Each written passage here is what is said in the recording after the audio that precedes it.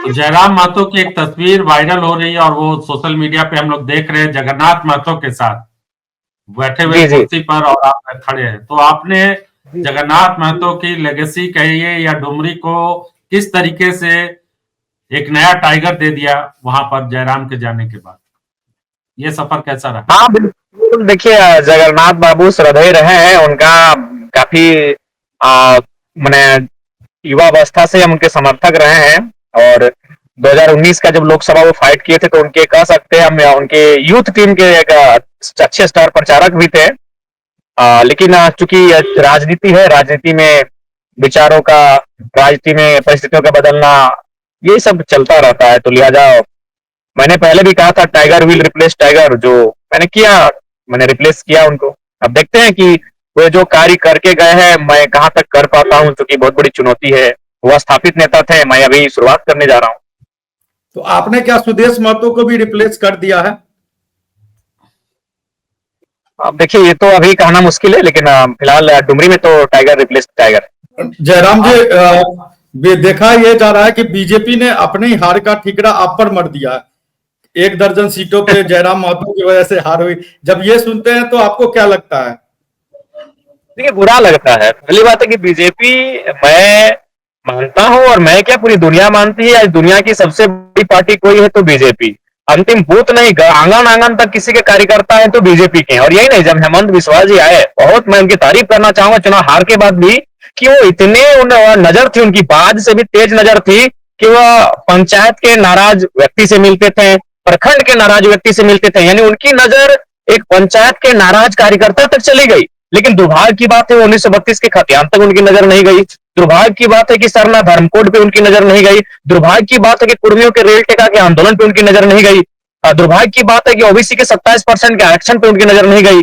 अगर ये जेन्युइन मुद्दे जो झारखंड में आज ट्रेंड कर रहे हैं, दुर्भाग्य की बात है कि छात्रों के जो पेपर लीक हो रहे हैं उन पे उनकी नजर नहीं गई। अगर ये इनको उनको उन्होंने सीरियस लिया होता, क्योंकि जनरली जो भारतीय जनता पार्टी है वो रिलीजन के आधार पर चुनाव लड़ती है, अगर उसके उसके दरकिनार करते हुए फिलहाल अगर वो मुद्दों की बात करती झारखंड में अगर कल्चरल आइडेंटिटी की बात करती, तो मेरे हिसाब से बीजेपी को जयराम महतो के सिर पे ठिकरा फोड़ने की आवश्यकता नहीं थी। उन्होंने अपनी खामियों की बदौलत वो चुनाव हारे हैं। ये और बात है कि जहां से वो हारे हैं वहां हमें अच्छा वोट मिला है, जिस नाते वो भले प्रैक्टिकली हमें कह सकते हैं तर्क के आधार पे भी, लेकिन जरूरी नहीं है। जैसे कि अगर जो वोट हमें मिला है वोट से, अगर हम नहीं होते तो गारंटी थोड़ी वो सारे वोट बीजेपी को ही जाते, वो वोट इंडिया गठबंधन को भी जा सकते थे। तो इस दृष्टिकोण से उनका ऐसा कहना उचित नहीं होगा। उन्होंने एक जयराम बांग्लादेशी घुसपैठियों का मुद्दा उठाया था और चुनाव हारने के बाद वो भी कह रहे हैं कि बांग्लादेशी घुसपैठिया। आपको ये मुद्दा कहां तक लग रहा है कि झारखंड में ये मुद्दा अहम है क्या, ठीक है, बांग्लादेशी घुसपैठिया? अगर ये मुद्दा है तो ये जो पश्चिम बंगाल की वो सीमा, जो पश्चिम बंगाल को ठीक पार करने के बाद बांग्लादेश आता है 100 किलोमीटर 150 किलोमीटर के बाद, जैसे आप वो सीमा कहेंगे जो संथाल परगना का हिस्सा है, उन क्षेत्रों में अगर आप इन भाषणों को देते तो चलेगा।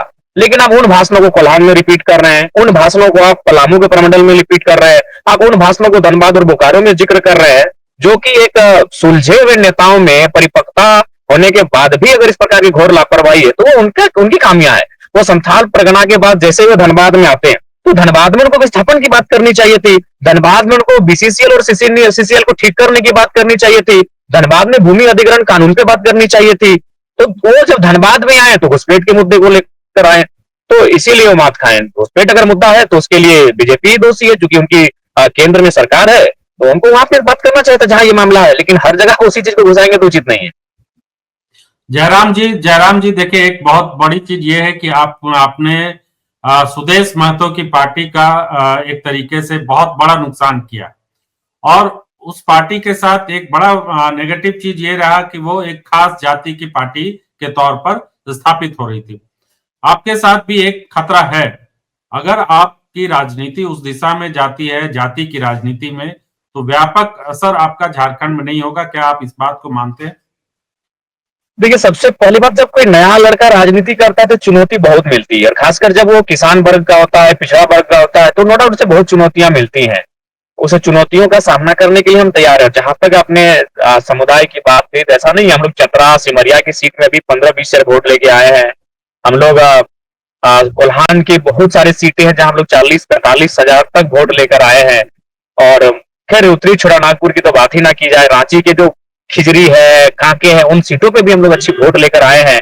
तो मेरा मानना है कि समुदाय जो आप कह रहे हैं स्पष्ट है, कुर्मी समुदाय की आप बात करें तो उसके अलावे भी लोगों ने वोट हमें किया है और अच्छी खासी संख्या में किया है। अभी बेरमो की बात कीजिए, बेरमो में हमें 60,000 वोट मिला है। अगर आप देखेंगे तो चंद्रपुरा ब्लॉक और बेरमो के अलावा जो एक जरीडी का ब्लॉक आता है,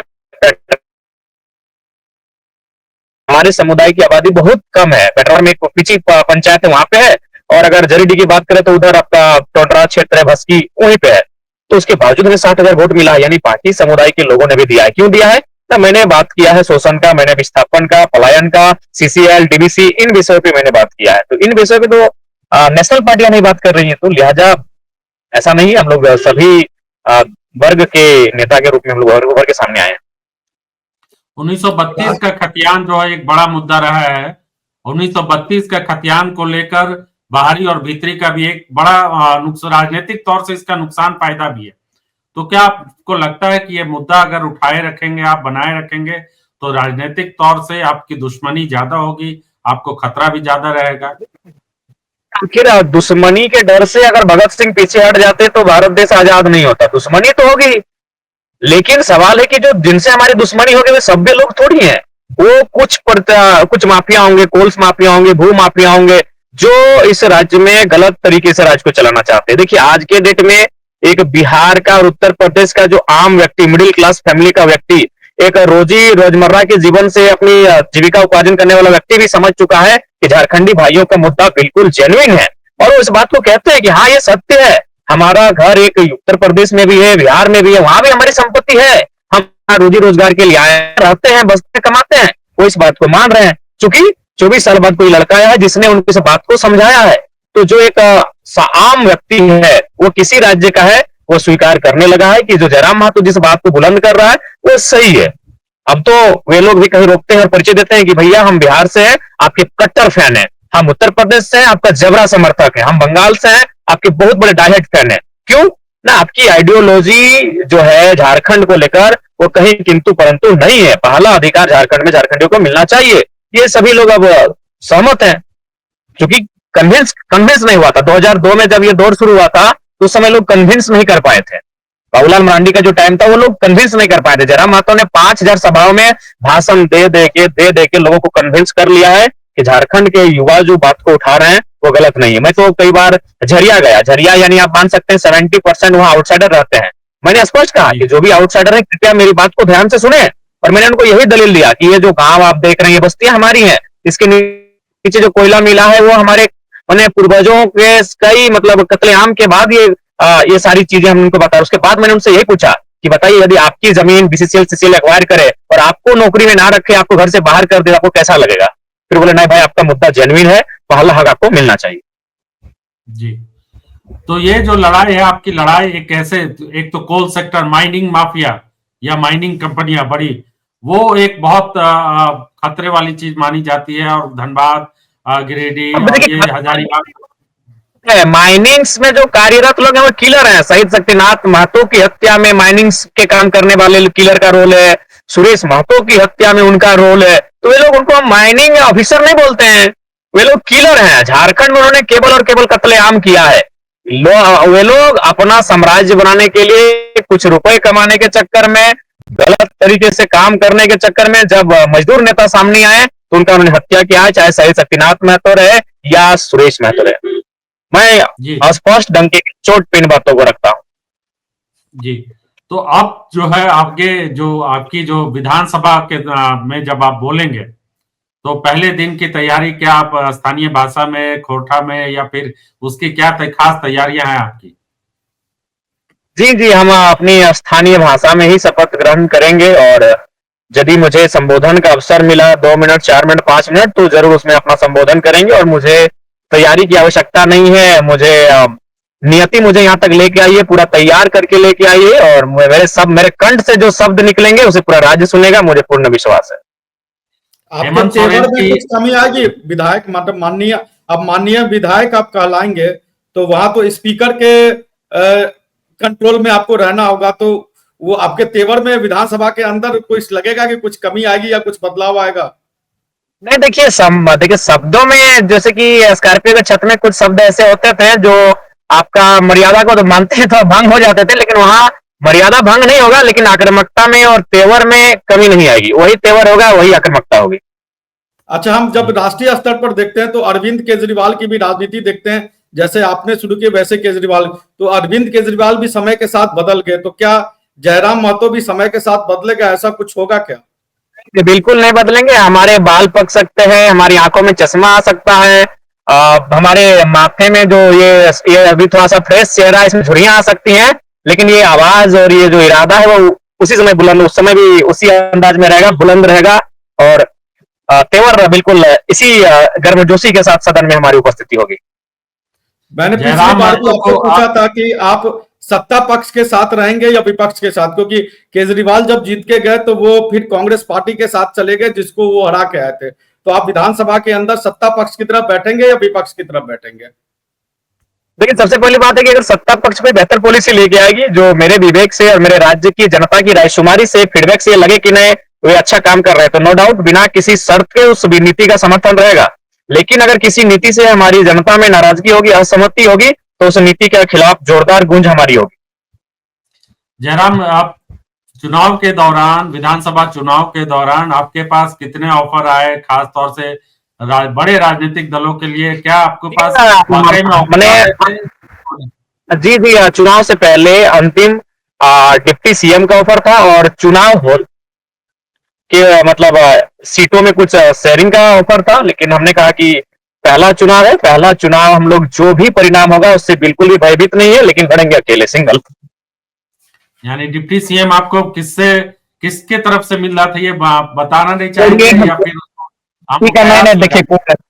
नहीं, कयास आप लोग नहीं लगाइए, अब छोड़ दीजिए कयास, क्योंकि कुछ प्रोटोकॉल होता है और कुछ बातें गोपनीय होती हैं बस, लेकिन कभी कभी इशारों इशारों में कह देते हैं, बात अलग है, तो कुछ प्रोटोकॉल होता है, छोड़ दिए उसको भी। ठीक है।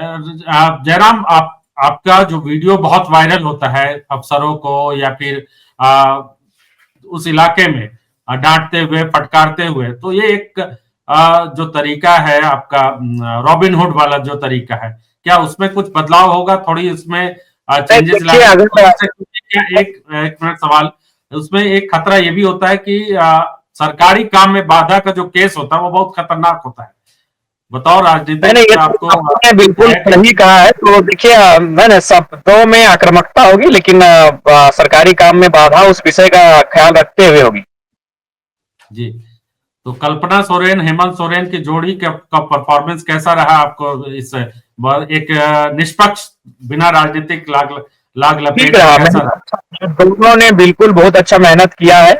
उन दोनों की जोड़ी को हमारी शुभकामनाएं रहेंगी। और उनका जो मास्टर कार्ड रहा कि झारखंड में गरीबी इतनी है कि 1000 रुपए तो उन्होंने बहुत ज्यादा दिया, हमें लगता है 500 रुपए भी अगर मैया सम्मान में देते तो वोट उनको चला जाता। इसके लिए वो खुश ना हो, वो चिंता जताएं कि लोग इतने गरीब हैं कि 500 रुपए में सरकार के लुभावने और वोट दे दे रहे हैं।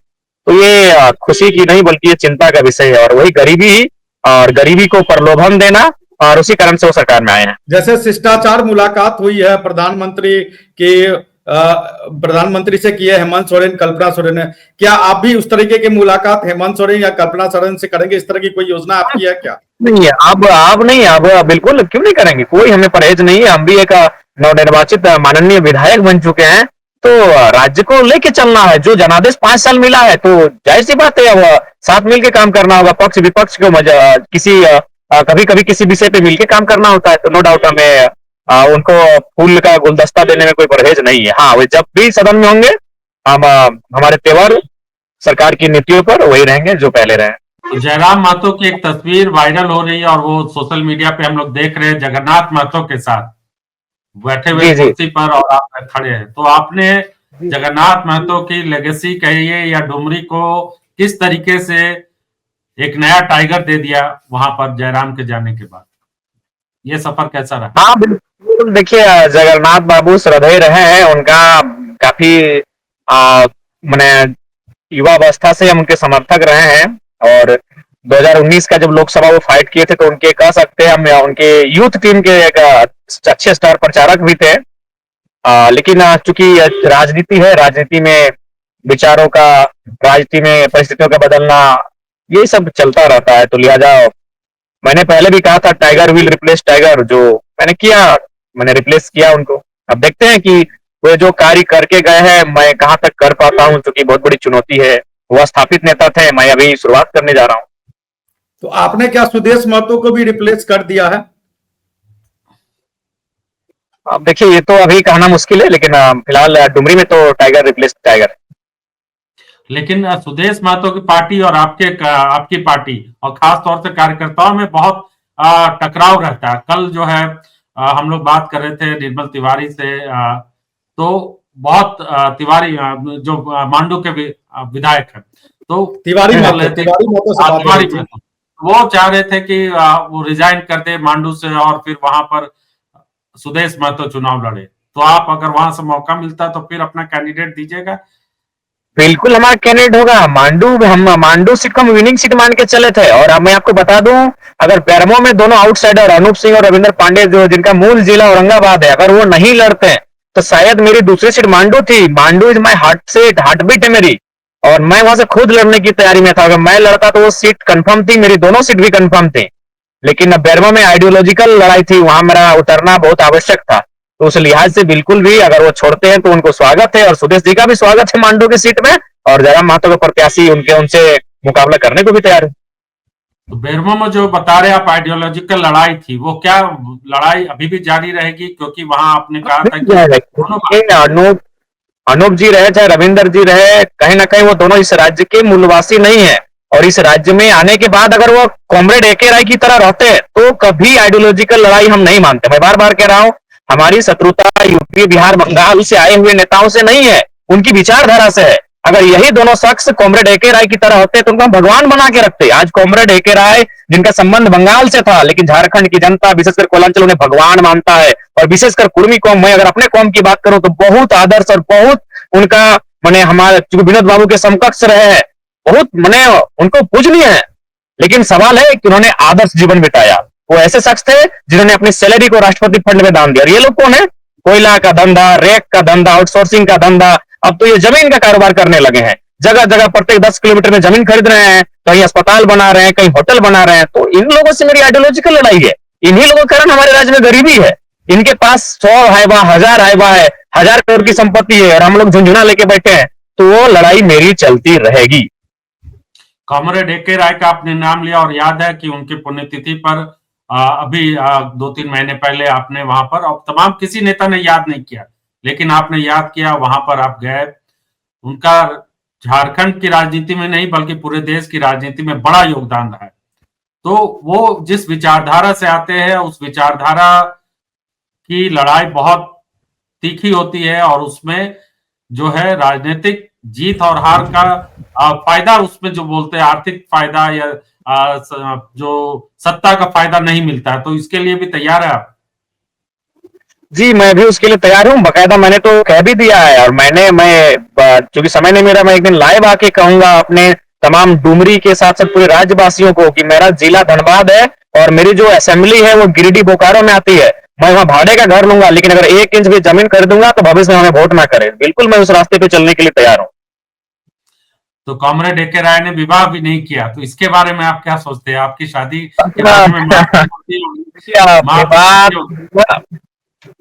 देखिए, विवाह का तो जो प्रश्न है थोड़ा सा पेचीदा प्रश्न है। इस पे 50-50 है, एग्जैक्ट नहीं कह सकते हैं, क्योंकि परिवार है, माता है, दादी है, बहुत सारे फैमिली भी है। तो फिर भी कोशिश करेंगे, लेकिन एग्जैक्ट इस पे कुछ कहा नहीं जा सकता है। माँ क्या तो कहती है? राजनीति से बाहर कोई विवाह आप करना चाहेंगे, या किसी राजनीतिज्ञ से ही चाहेंगे कि हो जो एक्टिव पॉलिटिक्स में हो, ऐसे किसी से? एक पॉलिटिशियन की नजर से अगर सोचा जाए तो लोग तो चाहते हैं कि भाई राजनीतिक घराने में विवाह हो, या फिर एक ऐसे क्षेत्र में हो जहां आप उसको कनेक्ट करें। जैसे हम कोलांचल से आते हैं तो प्रयास रहेगा कि आप संथाल परगना या फिर कोल्हान की ओर रुख करें अपने वैवाहिक गठबंधन के लिए। चूंकि राजनीतिक दृष्टिकोण से सोचा जाए तो आप ऐसा सोचेंगे, लेकिन वो तो अंतिम मोहर तो फिर फैमिली भी बहुत मायने है। तो फैमिली, सगे संबंधी, उसके बाद ही कुछ निष्कर्ष होगा। तो ये निजी सवाल है, हालांकि आप युवा है और सबसे युवा है, तो आपके दिल में जी, तमाम जो सदन में सबसे युद्ध शायद हम ही होंगे। 2024 का जो काफी है, सदन होगा जहाँ पे लेकिन आपके दिल में बहुत हजारों लाखों समर्थक है। उस दिल में कोई ऐसी भी शख्सियत है जिसको आप जीवन साथी बनाना चाहते हैं? देखिए इस पर अभी हम लोग एक ऐसी पृष्ठभूमि में है जहाँ हम लोग टाउन में नहीं रहते, हम लोग गाँव के बच्चे हैं, तो इस सब विषय पे हम लोग खुल के बात नहीं कर सकते, आप भी जानते हैं। जी।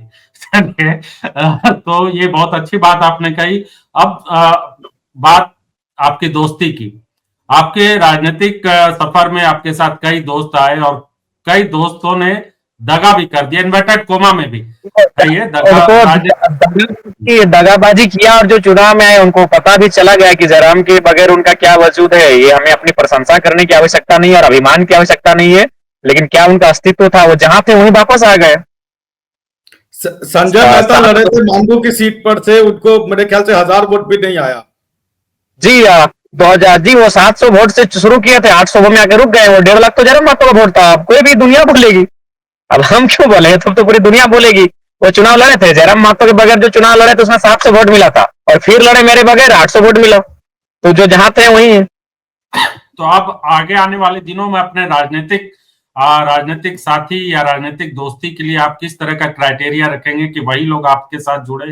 ऐसा कुछ लोग चाहिए, कुछ लोग आते हैं, करीब बहुत आते हैं, फोटो फ्रेम में आते हैं, क्योंकि मंच जयराम महतो का बहुत बड़ा होता है। उस मंच में रातों रात लोग स्टार बन जाते हैं। उस मंच में आते हैं, भाषण देते हैं और हीरो बन के निकलते हैं, और फिर पीठ पीछे छुरा घोंप के निकल जाते हैं। तो उससे थोड़ा बचेंगे, परहेज करेंगे। तो आपको बड़ा अफसोस होता होगा कि आपके साथी जो आपके साथ बताया ये जाता है कि एक थाली में आप खाते थे। अगर अफसोस अफसोस तब नहीं होता, हम अपने आप को गिल्टी तब महसूस करते जब वो 50,000 वोट हमसे बिछड़ के ले आते, तो अफसोस होगा ही कि इनका अपने अपना कोई अस्तित्व वजूद नहीं था। हमारी मेहनत के कारण, हमारे संघर्ष के कारण, खून पसीने को एक करके हमने पार्टी बनाया था, संघर्ष करके लोगों के बीच अपनी पहचान बनाई थी, और उस संघर्ष को देखकर लोगों ने वोट किया था, तो अफसोस तो होगा ही। अगर आज वो हमसे बिछड़ने के बाद अगर वो 50,000 वोट ले आते तो हमें अफसोस नहीं होता, हम खुद को दोषी मानते हैं कि भाई हमारी ही कमी है। लेकिन अब तो हमें अफसोस होगा कि ऐसे लोगों को मैंने बनाया ही क्यों था। एक पार्टी में अनुशासन बहुत जरूरी होता है जयराम जी, और पार्टी और समर्थकों में। तो आप अपने पार्टी के लोगों को और समर्थकों को कैसे अनुशासित रखेंगे, क्योंकि अब आप एक विधायक हैं और आपकी एक पार्टी हो चुकी है, क्षेत्रीय। हम लोग प्रशिक्षण बुलाएंगे, अपने साथियों को प्रशिक्षण देंगे, उनको शिविर लगाएंगे और वहां उन्हें ट्रेन किया जाएगा। क्या ऐसे नेता, पुराने ऐसे नेता है जो हालांकि अभी दूसरे राजनीतिक दलों से या क्षेत्रीय राजनीतिक दलों से हैं, सीनियर है, तो वो लोग भी जुड़ना चाहते थे आपसे? किसी का नाम लेना सही नहीं होगा, लेकिन क्या चाहते कि अनुभव का भी आप इस्तेमाल करें, किसी अगर कुछ आपको मिलता है कुछ इस तरह के नेता? देखिए आप बिल्कुल स्वागत है, जो लोग निष्पन्न, जो लोग आएंगे उनका स्वागत है, स्वागत में कोई कमी नहीं है। अरे हम लोग इतने सरल स्वभाव के हैं, जो लोग छुरा घोंप के चले गए हैं, वे लोग अगर कभी आ जाएंगे सामने, तो हमको नहीं लगता है कि उनको हम लोग बोलेंगे कि भाई आपसे हमारी कोई शत्रुता है। उनको भी हम लोग बड़ा प्यार देंगे, ऐसा बात नहीं है। प्रधानमंत्री नरेंद्र मोदी ने चुनाव के दौरान एक बहुत बड़ा बयान दिया था कि आपकी बेटी छीन लेंगे, और वो रोटी बेटी माटी वाला जो मामला था। तो ये एक जो झारखंडी अस्मिता को लेकर क्या लगता है कि इस तरह का बयान राजनीति में चुनावी प्रचार के दौरान देना सही? नहीं, बिल्कुल सही नहीं है। वे लोग अगर थोड़ा सा बढ़िया अपना स्ट्रेटजी अपनाते, झारखंड के मुद्दों पे बात करते, तो हमें लगता है कि उनके पक्ष में बेहतर रिजल्ट होता। वे लोग मुद्दों से बहुत दूर बात कर रहे थे।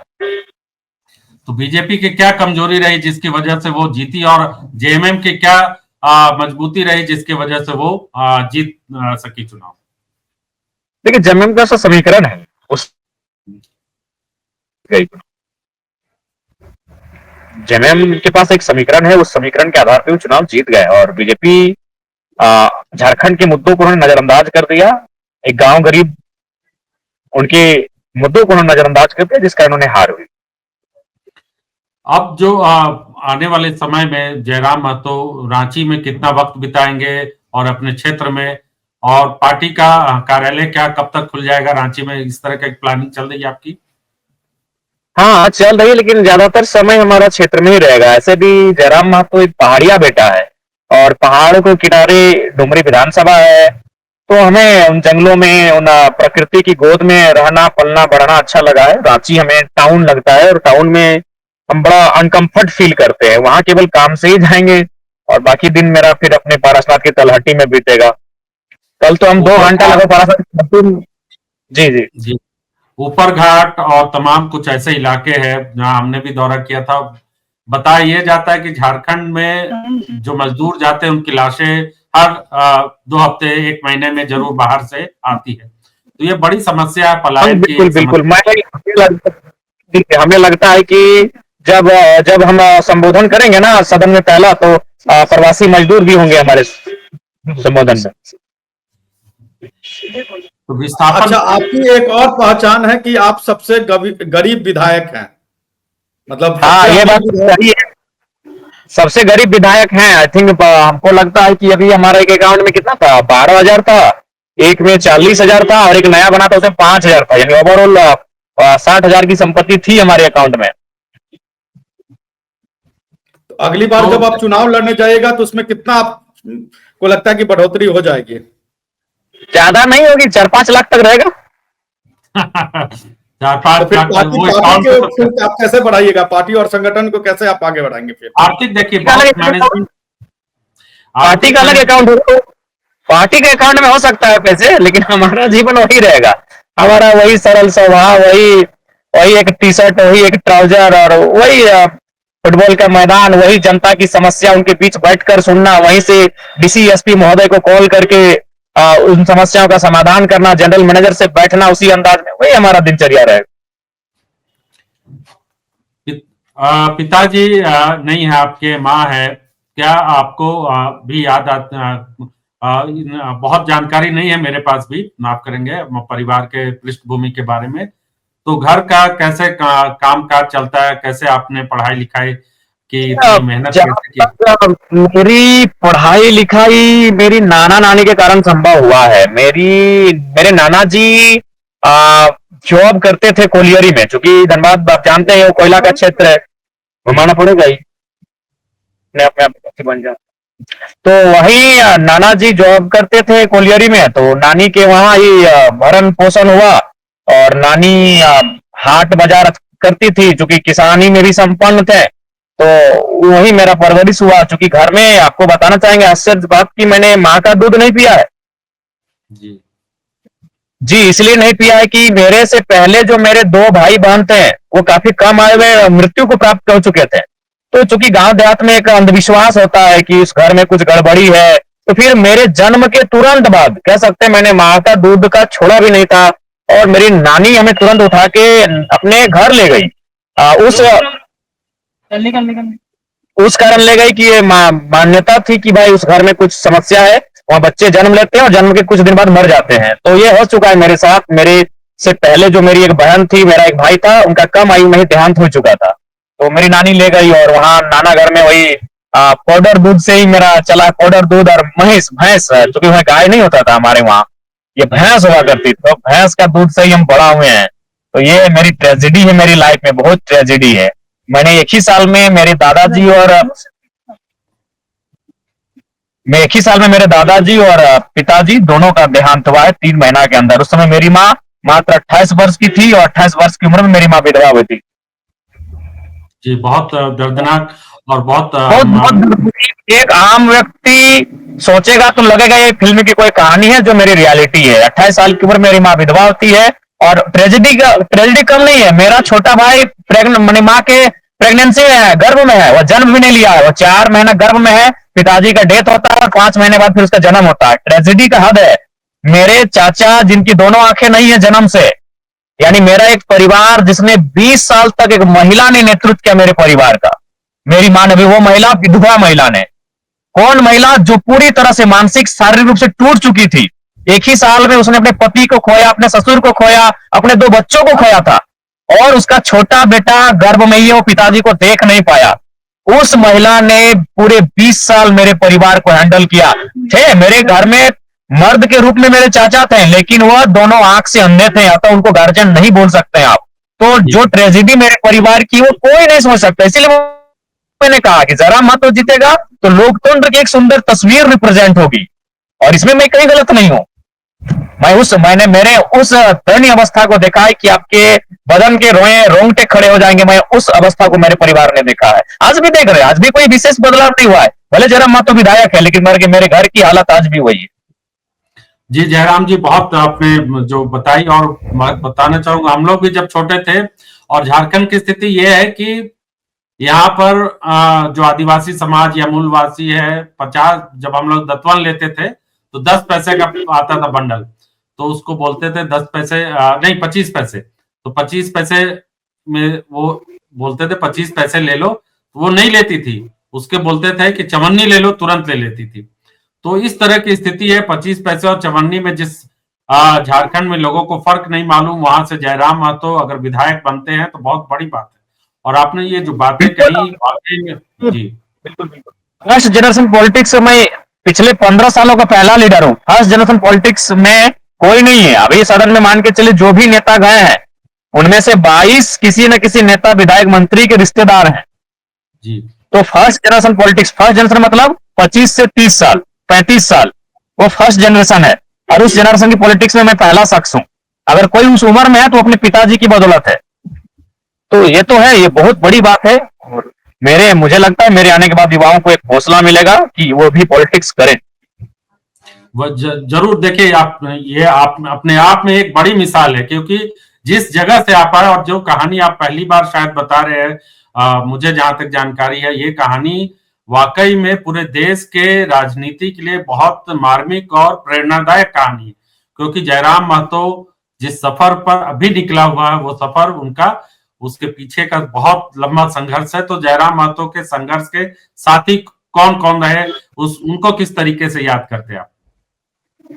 देखिए, याद बिल्कुल सबका सहयोग रहा है, नहीं तो एक साधारण सा लड़का यहाँ तक नहीं आता। सबने मेहनत किया है और उनकी मेहनत का ही परिणाम है कि आज मैं यहाँ तक हूँ। तो उनको सबको मैं आभार व्यक्त करता हूँ।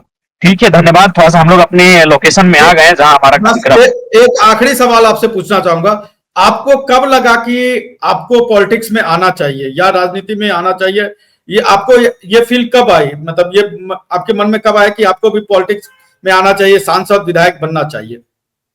जब हम लोग धरना वगैरह में बैठे हैं, खासकर जब कुछ कंपनियों में 16 लाख 17 लाख हम लोग मुआवजा दिलाने में सफल हो गए, तब लगा कि नहीं भाई, जब हम लोग कुछ है नहीं पद में और किसी का समस्या का समाधान बेहतर हो रहा है, तो हमें पॉलिटिक्स में आना चाहिए। तब लगा।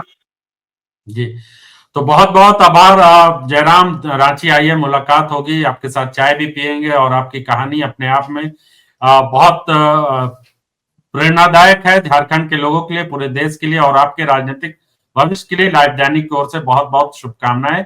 आपसे उम्मीद करेंगे कि आप लोगों की उम्मीद पर खरे उतरे। ये हम भरोसा करेंगे कि आपके ऊपर लाखों लोगों का भरोसा है और आप उस भरोसे पे खरे उतरिए। आगे भी ये हम लोग भी उम्मीद करेंगे और झारखंड की जनता भी उम्मीद करेगी। जी धन्यवाद। जी जोहार। अपने समय